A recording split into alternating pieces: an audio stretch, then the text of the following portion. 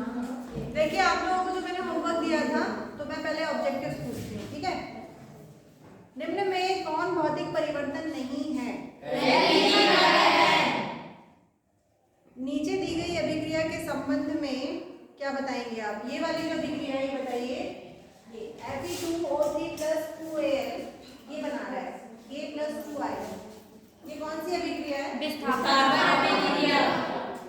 Law number तनु hydrochloric अम्ल डालने से क्या होता है?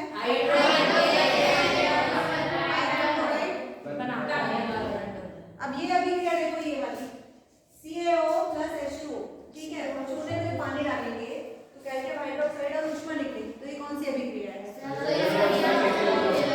संयोजन। दोनों या दोनों नहीं? दोनों। संयोजन क्यों? क्योंकि ये दोनों आपस में मिलकर एक चीज बना रहे हैं, ठीक है। और ऊष्माक्षेपी इसलिए क्योंकि इसमें क्या बन रहा है? ऊष्मा, ठीक है। कैल्शियम ऑक्साइड की जल के साथ अभिक्रिया किस प्रकार की अभिक्रिया है? कैल्शियम ऑक्साइड ऊष्माशोषी, ऊष्माक्षेपी, उदासीनीकरण या रेडॉक्स? कैल्शियम ऑक्साइड भाई चूने में पानी डालते हैं तो क्या निकलती है? ऊष्मा नहीं निकलती, तो कौन सी अभिक्रिया? वो यही वाली अभिक्रिया की बात हो रही है, यही वाली अभिक्रिया की बात हो रही है, कैल्शियम ऑक्साइड + पानी, ठीक है। चूने में जब हमने डाले ना, बुझे हुए चूने में पानी, सॉरी चूने में हमने जब पानी बुझा हुआ छोड़ा पड़ेगा कैल्शियम हाइड्रोक्साइड और साथ में क्या निकलेगी? ऊष्मा।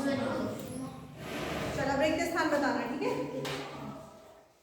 अब एक काम करना, इकट्ठे आंसर मत देना, जिससे पूछूंगी वो बताएगा, एक एक से 1 बाय 1।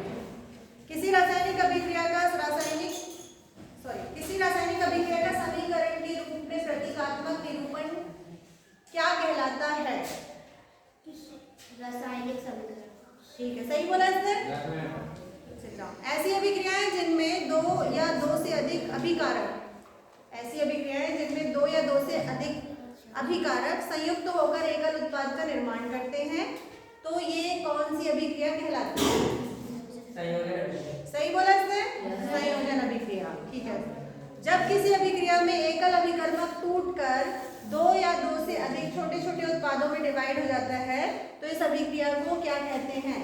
राजा, वियोजन। सही बोला इसने। जब एक अभिकर्मक तत्व दूसरे अभिकर्मक यौगिक में से दूसरे तत्व को विस्थापित करके अपना स्थान ग्रहण कर लेता है, तो यह अभिक्रिया क्या कहलाती है? विस्थापन अभिक्रिया। सही बोला इसने, विस्थापन अभिक्रिया। वे अभिक्रियाएं जिनमें अभिकारकों के बीच आयनों का आदान प्रदान होता है, वे अभिक्रियाएं कहलाती हैं द्विविस्थापन अभिक्रिया। द्विविस्थापन। सही बोला इसने। वे अभिक्रियाएं जिनमें उत्पाद के निर्माण के साथ साथ ऊष्मा भी उत्पन्न होती है, तो ऐसी अभिक्रियाएं क्या कहलाती हैं? अब इसी का उल्टा अगर मैं बोलूं, ये तो सही बोला ऊष्माक्षेपी कि वे, तुम बैठ जाओ, वे अभिक्रियाएं जिनमें उत्पाद के निर्माण के साथ साथ ऊष्मा का अवशोषण हो जाता है, तो तुम बताओ, अवशोषण अगर हो गया ऊष्मा का, तो कौन सी अभिक्रिया है? कौन बताएगा? तुम बताओ ना। ऐसी रासायनिक अभिक्रिया जिसमें, क्वेश्चन सुन लो, मैंने घुमा के पूछा तुमसे, ऐसी रासायनिक अभिक्रिया जो इसमें नहीं है वो क्वेश्चन, ठीक है, जिसमें उत्पाद के निर्माण के साथ साथ ऊष्मा का अवशोषण हो जाता है, तो ये कौन सी अभिक्रिया कहलाती है? यस, ऊष्माशोषी। अब मैं आपको बताऊं, उससे आप देखो, जो एनालिटिकल प्रश्न आएंगे इसी में से, इसी टाइप से क्वेश्चन घुमा फिरा के आएंगे। आप 2 नंबर के या 1 नंबर का यदि क्वेश्चन आया कि ऊष्माशोषी अभिक्रिया समझाइए, या संयोजन अभिक्रिया किसे कहते हैं, या संयोजन अभिक्रिया और संयोजन और वियोजन अभिक्रिया दोनों में क्या अंतर है, या किस प्रकार वो भिन्न है उससे, ठीक है, इस तरह के क्वेश्चन जो आएंगे, तो ये जो मैंने आपसे रिक्त स्थान पूछा, आप केवल इसके आंसर नहीं याद करेंगे, आप पूरी डेफिनेशन याद करेंगे, क्योंकि वो आपको 2 नंबर में भी आ सकती है, 1 में भी आ सकती है, रिक्त स्थान में भी आ सकती है, ऑब्जेक्टिव में, मैच द कॉलम में। तो ये जो अभी जैसे मैंने बोला कि ऐसी रासायनिक अभिक्रिया जिनमें 2 या 2 से अधिक अभिकारक संयुक्त होकर एकल उत्पाद का निर्माण करते हैं, तो आपने क्या बोला, कौन सी अभिक्रिया है? संयोजन अभिक्रिया है ना। लेकिन अगर यही क्वेश्चन आ गया घुमा करके संयोजन अभिक्रिया किसे कहते हैं, तो फिर आपको यही लिखना है, लेकिन आपको उसके लिए पूरा आंसर याद होना चाहिए, आपको सिर्फ विकल्प को याद करके नहीं रखना है, पूरी की पूरी डेफिनेशन आपको पता होना फिर क्या उत्तर देंगे? संयोजन अभिक्रिया किसे कहते हैं? कौन बताएगा? खड़े हो, बताओ, अपनी भाषा में बोलो, जो तुम समझे हो वो बोलो, यही तो है विश्लेषणात्मक। ऐसी अभिक्रिया जिनमें दो या दो से अधिक कर्मक मिलकर एक उत्पाद का निर्माण करते हैं उसे संयोजन अभिक्रिया कहते हैं। वेरी गुड, सही बोला इसने। अब अगर मैं इसी को बोल दूं कि संयोजन अभिक्रिया वियोजन अभिक्रिया से किस प्रकार भिन्न है, तो आपको वियोजन अभिक्रिया भी पता होना चाहिए, है ना? तो कौन बताएगा मुझे संयोजन अभिक्रिया वियोजन अभिक्रिया से किस प्रकार भिन्न है? राजेश धरा।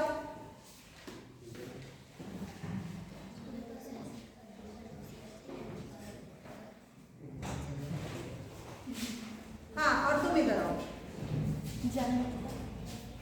अब देखो ये कैसे कनेक्ट हो रहे हैं दोनों प्रश्न। जाना बिना तैयारी के बुला लिया, ठीक है, यही है विश्लेषणात्मक। अब देखते हैं इन लोगों को समझ कितनी आएगी। तुमने अभी मुझे क्या बताया कि संयोजन अभिक्रिया किसे कहते हैं, ये बताओ।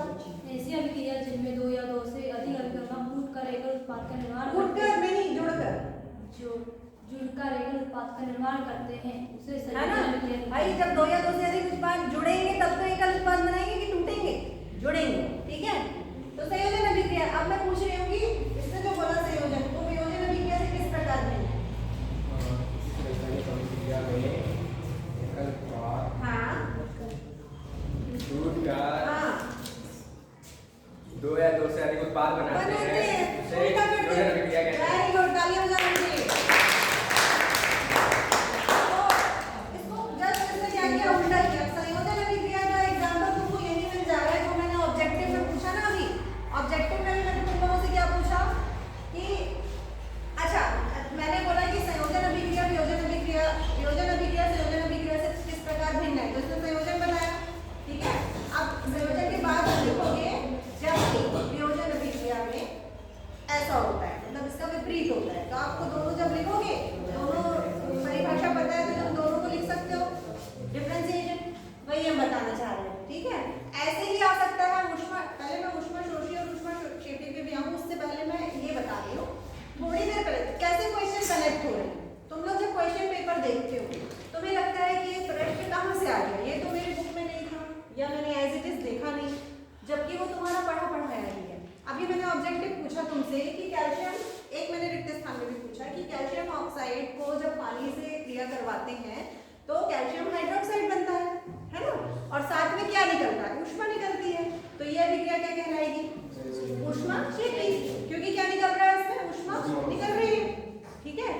लेकिन अब मैंने वो, अगर मैंने तुमको समीकरण के रूप में लिख दिया, ये एक तुमको विकल्प दे दिया कि CaO सॉलिड मींस ठोस प्लस पानी H2O लिक्विड, और ये क्या बोला? कैल्शियम हाइड्रोक्साइड, साथ में ऊष्मा निकली।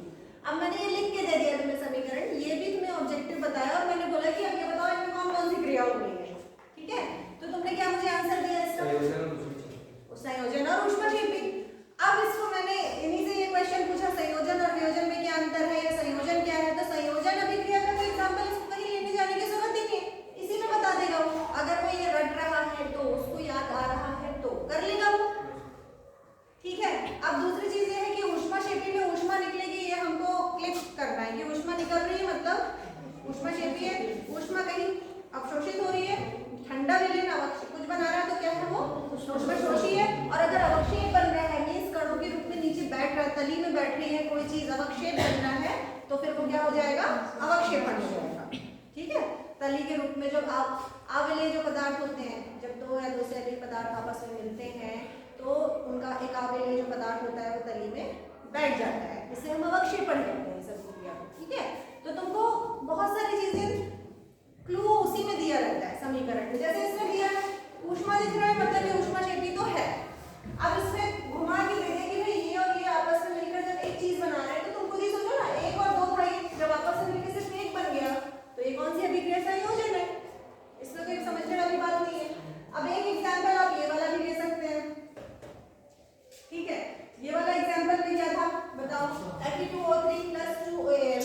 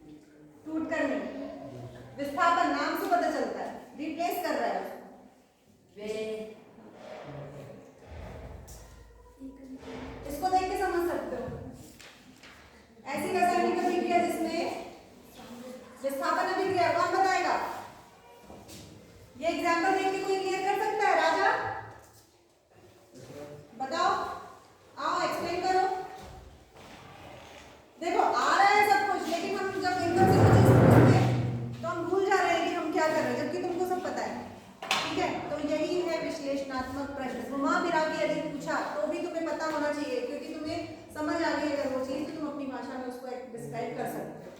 राजा बताओ इसमें क्या दिख रहा है तुम्हें? हाँ जिस रासायनिक अभिक्रिया में जिस रासायनिक अभिक्रिया एक यौगिक का कोई तत्व दूसरे यौगिक तत्व में अपना स्थान ग्रहण कर लेता है, अपना स्थान ग्रहण कर लेता है। अब मुझे ये समझाओ इसने कहाँ की चीज कहाँ स्थान ग्रहण करी है, ये बताओ, इसमें बताओ मुझे। ये आ गया दो है O3 आ गया प्लस देखो ये जो है ये इसके साथ अपनी जगह बना रहा है, इससे फ्रेंडशिप तोड़ रहा है और कहाँ जाके बैठ रहा है Al के पास और एक नई चीज बना दिया Al2O3।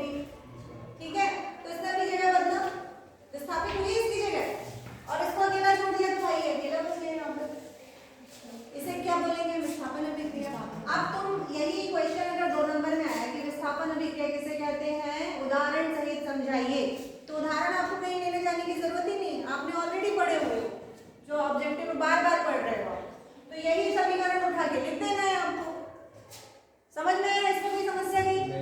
अब जैसे क्वेश्चन पेपर आपका हाफ ईयरली में भी जो आया था उसमें भी मैंने आपको बताया था, उसमें बहुत सारी चीजें ऐसी पूछ रहे थे जो आपको पता थी लेकिन आप समझ नहीं पा रहे थे पढ़े, है ना?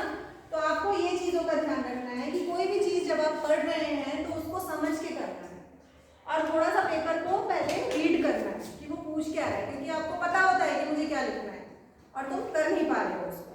ठीक है, जैसे एक अम्लक्षार का एग्जाम्पल आया था, उसमें क्वेश्चन आया था ना कि अगर ये इतना हुआ तो क्या होगा, कारण बताओ में आया था, वो कुछ भी नहीं था, वो बहुत इजी प्रश्न थे, वो अम्लक्षार से रिलेटेड है ना। तो वो जब बाद में तुम्हें समझाया तुमने बोला मैम ये तो बन रहा था हमको। ऐसे ही हार्ट का स्ट्रक्चर आया था, हार्ट का स्ट्रक्चर बना बनाया आया था, कितना इजी था बताओ। तो उसमें तुम्हें केवल क्या करना था, नामांकन करना था, बना हुआ था, देखे देखे तुम्हें बनाना था। नामांकन तुम्हें अगर तुम्हें अच्छे से याद होता तो तुम उसको फटाफट लिख देते, तुमको कोई दिक्कत ही नहीं थी। अब इससे इजी प्रश्न कहाँ से आएगा भाई, इससे इजी क्वेश्चन पेपर कहाँ से आएगा, है ना? तो ये सारी चीजें आप लोगों को पता होना चाहिए कि जब आप डायग्राम भी ड्रॉ करते हो तो आपको नामांकन अच्छे से कंठस्थ हो जाना चाहिए। फॉर एग्जाम्पल अभी तो हार्ट आया, मान लो डाइजेस्टिव सिस्टम आया, आपको वही अच्छे से नामांकन पता, आप रोज आ रहे हो, देख रहे हो, आपको प्रैक्टिस भी है। अगर डायग्राम ही बना बनाया आ गया और आपने उसको देखे देखे कर लिया तो फिर आपके लिए ईजी होगा कि नहीं होगा आपको, लेकिन नामांकन पता होना चाहिए। मान लीजिए फ्लावर आया तो फ्लावर का स्ट्रक्चर आपको पता है लेकिन उसका नामांकन बहुत जरूरी है। कोई भी प्रश्न आपको छोड़ना नहीं है, कम से कम आपको ड्रॉ करना है, नामांकन करना है। ठीक है, तो ये चीज है। अब जैसे मान लीजिए मैंने, हाँ तुम लोग बैठ जाओ, बुलाती हो, सबको मौका दूंगी मैं ना। मान लीजिए अब ये जो चार्ट बना हुआ है, अब मैं ऑब्जेक्टिव्स में आती हूँ लेकिन अभी ये भी क्लियर कर देती हूँ फिर बताती हूँ। ठीक है, जैसे ये डायग्राम, ये जो बना हुआ है, ये जो चार्ट है, रोज आप देख रहे हो, आपको मैंने कॉपी में फ्रंट में करने के लिए बोला है। ठीक है, अब अगर मान लो तुमने ये पूरे चार्ट याद कर लिया तो इसमें से अगर पूरे 7 तो नहीं आएंगे, कितने आएंगे? 7। कौन कौन से? साधारण नमक, बेकिंग सोडा, व्यंजक चूर्ण, बुझा हुआ चूना, प्लास्टर ऑफ पेरिस, ये सामान्य नाम है, जिप्सम। ठीक है, अब इसके रासायनिक नाम आपको याद होने चाहिए, चार्ट में लिखा हुआ है। रासायनिक सूत्र आपको याद होना चाहिए, चार्ट में लिखा हुआ है। एडिशन, इसमें साथ में एक चीज और भी, 7 तो नहीं आएंगे मगर हो सकता है 2 नंबर में आए, हो सकता है 3 या 4 में आ जाए। तो अगर आपने 7 याद कर लिए तो फिर कौन है जो नहीं कर पाएगा? इतने नंबर कौन नहीं ले पाएगा बताओ? यूं चुटकी में मिल जाएंगे नंबर, लेकिन आपको रोज रिवाइज करना है। जैसे 7 है, 7 तो नहीं आएंगे लेकिन अगर 7 आपने याद कर लिए तो फिर क्या दिक्कत है भाई, जुलाई से तुम पढ़ रहे हो ये। ठीक है, अब जैसे मान लीजिए इसके साथ एक एड-ऑन और आ जाएगा क्वेश्चन कि इनके उपयोग बताइए। जैसे बेकिंग सोडा के 2 उपयोग बताइए 2 नंबर में, या प्लास्टर ऑफ पेरिस के 2 उपयोग बताइए 2 नंबर में, या अगर आप इसका गुण पता है आपको कि प्लास्टर ऑफ पेरिस जो है वो आर्द्रता रोधी बर्तन में क्यों रखते हैं, क्यों रखते हैं भाई? आर्द्रता रोधी बर्तन में क्यों रखते हैं, में ही आंसर छुपा है भाई। उसको प्रॉब्लम होगी आर्द्रता से, तभी उसको आर्द्रता रोधी बर्तन में रखते हैं, क्योंकि ये नमी पाकर क्या हो जाता है, एक बहुत कठोर पदार्थ बनाता है। ठीक है, इसीलिए इसको किस में रखते हैं, आर्द्रता रोधी। इसके उपयोग, अब चूंकि कठोर पदार्थ बनाता है तो आप समझ जाओ, टॉयज बन सकते हैं इसके, यदि हड्डी टूट गई तो उसका प्लास्टर में इसका यूज़ होता है ना। ऐसे सजाने वाले जो सामान होते हैं वो सब बनाए जाते हैं सजावट के।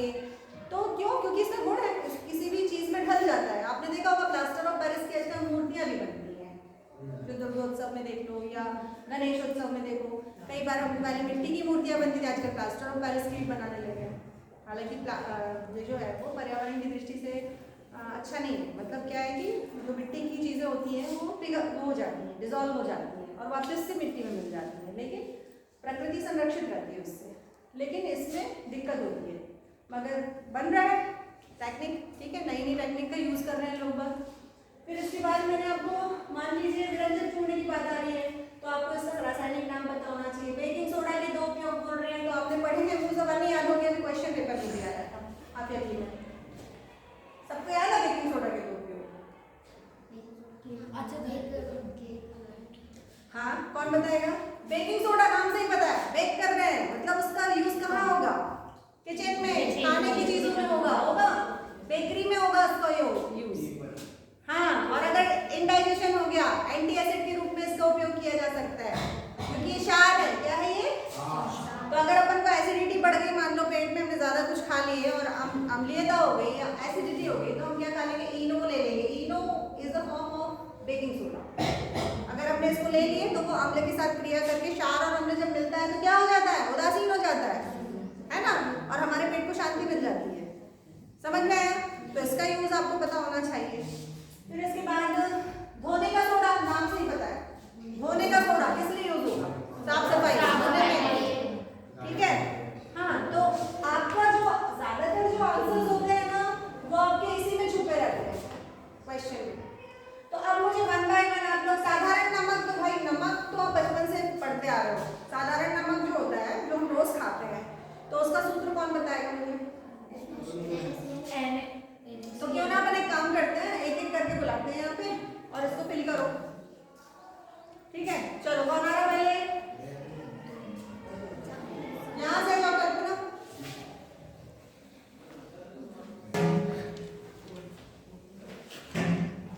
मतलब एंजॉय करके पढ़ना है। जब हम साइंस पढ़ रहे होते हैं ना तो हमको ये नहीं होना चाहिए कि हम उस चीज को बोझिल तरीके से पढ़ें। सूत्र वहां लिखो ना, साधारण नमक का नाम क्या है? हाँ, सोडियम क्लोराइड।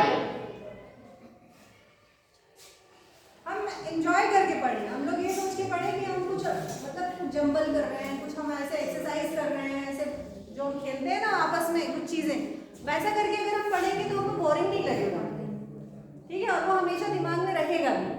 अब जैसे हम रोज नमक का यूज करते हैं, खाते खाते हमने अगर एक बार बोल दिया कि भैया इसको सोडियम क्लोराइड बोलते हैं, तो क्या दिक्कत हो जाएगी? पहाड़ टूट पड़ेगा क्या? खाना खाते खाते नमक अगर दिख गया तो हम बोल सकते हैं ना ये सोडियम क्लोराइड है, बोल सकते हैं। इससे क्या होगा? एक तो तुम्हारे घर वालों को भी पता चलेगा कि इसको सोडियम क्लोराइड बोलते हैं। हाँ, वेरी गुड। चलो ये 3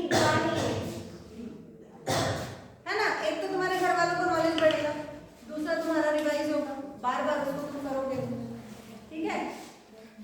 बेकिंग सोडा कौन लिखेगा? आ जाओ। ये कोई जादू की छड़ी नहीं है कि अपने आप हम घुमाएंगे बन जाएगा, प्रैक्टिस करना पड़ेगा। क्या करना पड़ेगा?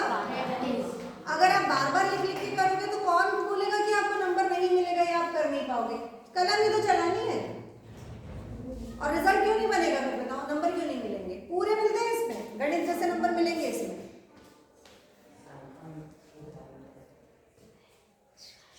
सोडियम हाइड्रोजन कार्बोनेट ना, हाँ ठीक है।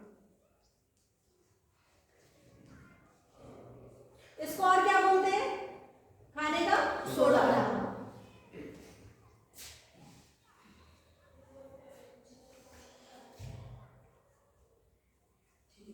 सही किया इसने?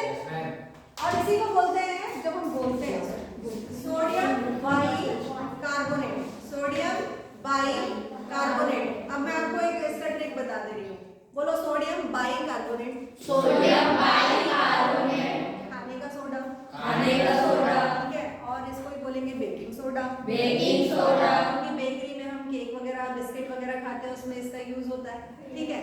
अब अब सोडियम बाइकार्बोनेट बोलते हैं इसको, कैसे याद रखोगे कि भैया बेकिंग सोडा को ही बोलते हैं, तो सोडियम बाइकार्बोनेट प्लस सोडियम खाई कार्बोनेट अगर बोला हमने, बोलते हैं ना खाई, सोडियम खाई कार्बोनेट, तो तुम्हें याद रहेगा सोडियम बाइकार्बोनेट भैया खाने का सोडा है, तो तुम इसमें कंफ्यूज नहीं होगे, खाने के सोडे में और बेकिंग सोडा में कंफ्यूज नहीं होगे, दोनों में सोडा सोडा लगा हुआ है ना। तो अगर आप बोलोगे सोडियम बाइकार्बोनेट, सोडियम खाई कार्बोनेट, अगर आपने ट्रिक दिमाग में रख ली तो आप भूलोगे नहीं। समझ में आ गया?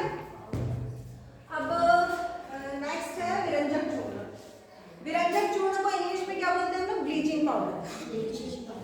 ब्लीच जो हम लोग पार्लर वगैरह जाते हैं तो वहाँ पे ब्लीचिंग पाउडर का यूज वहाँ भी होता है। ब्लीच करना मीन्स कलर करना, ठीक है। तो इसका कौन बताएगा मुझे, सूत्र कौन बताएगा? इसको बोलते हैं कैल्शियम क्लोराइड। चलो लिखो।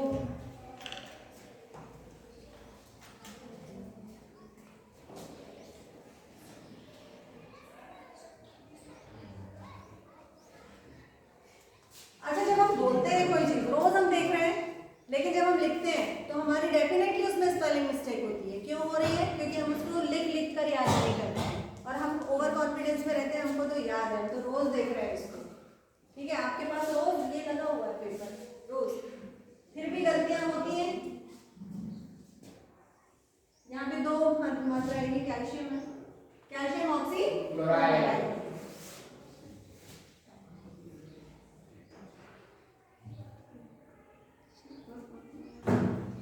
ये तो कैल्शियम क्लोराइड हो गया।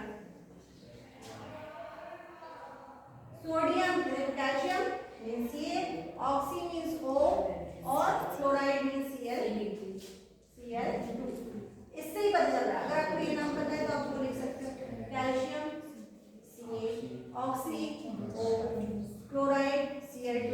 अगर आपने ये नाम याद रखा है तो आप इसको भूलोगे नहीं, ठीक है। सही किया इसने, चलो इनके लिए तालियां बजा दो। हाँ, प्लास्टर ऑफ पेरिस की बात कर रहे हैं अब हम लोग। प्लास्टर ऑफ पेरिस की अभी मैंने उपयोग भी बता दिए आप लोगों को, है ना। मतलब साथों साथ हम लोग 3-4 प्रश्न एक साथ तैयार कर रहे हैं भाई, 2-2 नंबर में कुछ भी घुमा फिरा के तो पूछ सकते हैं। और आप देखो, अगर इन सब चीजों में क्वेश्चन नहीं आए तो वो कहाँ से क्वेश्चन देंगे? अब आप ये बताओ। अगर आपने इतनी तैयारी कर ली तो क्या आप आंसर नहीं कर सकते हो? कुछ भी पूछिए तो क्वेश्चन पेपर में कोई भी क्वेश्चन आए, any kind of, any type of, लेकिन अगर मटेरियल वही है जो हम पढ़ रहे हैं, लर्निंग मटेरियल वही है, हमने वो चीज़ पढ़े हैं, हमको याद है, तो हम क्यों नहीं कर पाएंगे? बताओ, कर लेंगे।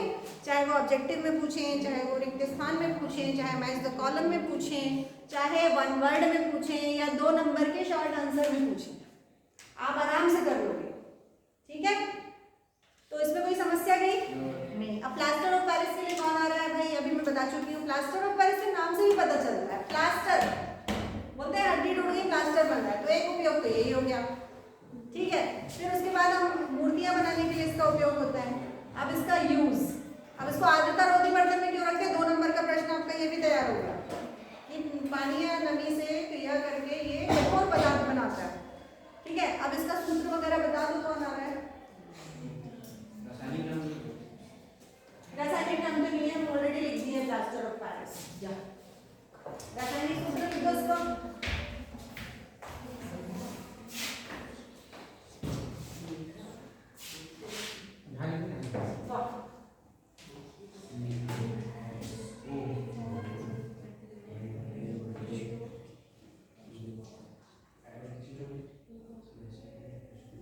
Very good, very good.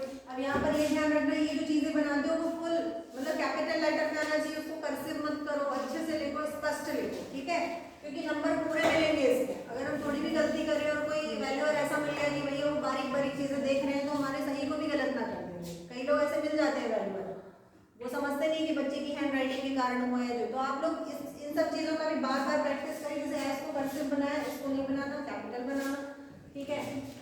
चलो अब इसका उपयोग मुझे बताओ। अच्छा ये बताओ मुझे, अभी मैंने बार बार रिपीट किया, तुम बताओ इसको आर्द्रता रोधी बर्तन में क्यों रखते हैं? प्लास्टर ऑफ पेरिस अब भी बताया मैंने, क्या करता है इसको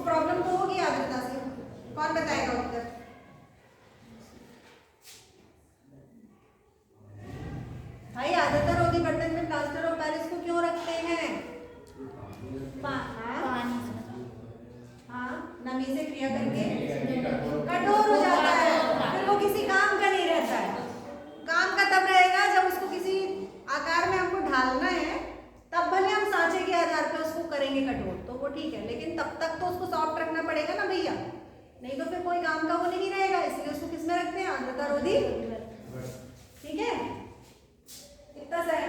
चलो जिप्सम कौन आ रहा है, इसका सूत्र बता दे। ये प्लास्टर ऑफ पेरिस से मिलता जुलता है। आ जाओ अनुराग सर, आप कब आएंगे? ये मेरे को पूछना था कि नहीं मैडम हम कब आएंगी? क्यों मेरे को तो नहीं डाला तुमने मैसेज है ना? हाँ नहीं और डाला, देखा कि मैम आप कब आएंगे, है ना?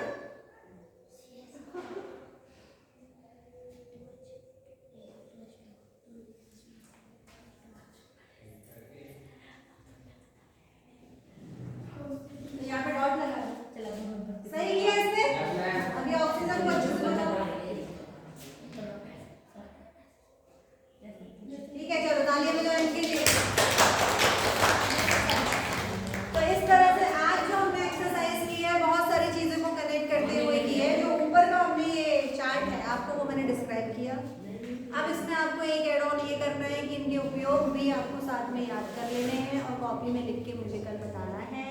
कोई समस्या हो तो पूछना, मुझे लगता नहीं कि कोई आधी प्रैक्टिस तो आपकी यही हो गई। तो आज जब भी आप फ्री टाइम में रहोगे तो आपको ये करना है। अब अपन आगे जाते हैं। कौन सा? अच्छा बुझा हुआ चूना, आ जाओ तो इजी है। अभी तो ये बुझा हुआ चूना बनाया हमने, ये बुझा हुआ चूना तो बनाया पानी डाल के। भाई कौन आ रहा है? आ जाओ, करिश्मा है क्या? करीना। देखो बुझा हुआ चूना सीधी सी बात है, घर में जब हम व्हाइटनिंग करते हैं, ठीक है, तो चूने को क्या करते हैं?